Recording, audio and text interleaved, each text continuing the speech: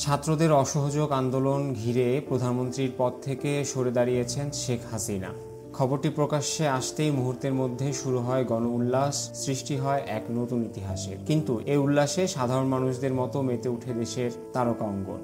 বিভিন্ন অভিনয় শিল্পী, চিত্রতারকা, সঙ্গীত শিল্পীরা সামাজিক মাধ্যমে তাদের উল্লাস উন্মাদনা প্রকাশ করেন। তবে এই বিজয় উল্লাসকে কেন্দ্র করে একদল অতি উৎসাহী মানুষদের দ্বারা সৃষ্ট হামলা, অগ্নিকাণ্ড ও ভাঙচুরের ঘটনায় উদ্বেগ প্রকাশ করেন তারা।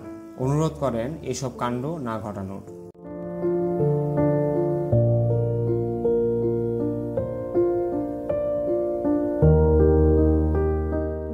তাদের একজন ছোট পর্দার জনপ্রিয় অভিনেত্রী ও মডেল সাবিনা নূর। সামাজিক যোগাযোগ মাধ্যমে তারুণ্যের অবদান উল্লেখ করে বিজয় উল্লাসে মেতে ওঠেন তিনি। এক ফেসবুক পোস্টে তিনি বাংলাদেশের পতাকা হাতে জনস্রোতের একটি ছবি প্রকাশ করে ক্যাপশনে লেখেন, একটি বাংলাদেশ, তুমি জাগ্রত জনতার। সাবিনা নূর লেখেন, এই স্বাধীনতা তোমাদের, পুরোটাই তোমাদের। জেমস অব জেন জি এই গল্পের রূপকার। একেই বলে তারুণ্যের জয়।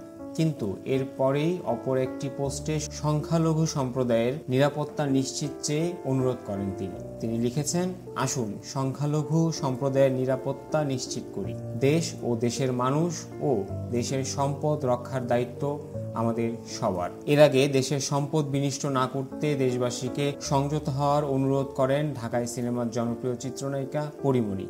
সামাজিক মাধ্যমে নায়িকা লেখেন, শান্তি চাই, লুটপাট, থানা আক্রমণ, প্রতিহিংসা চাই না। পরীমনির এই পরামর্শ ও অনুরোধ ঘিরে তার অনুরাগীরা সহমত প্রকাশ করেন। নায়িকাকে প্রশংসা করতেও ভোলেননি তার ভক্তরা।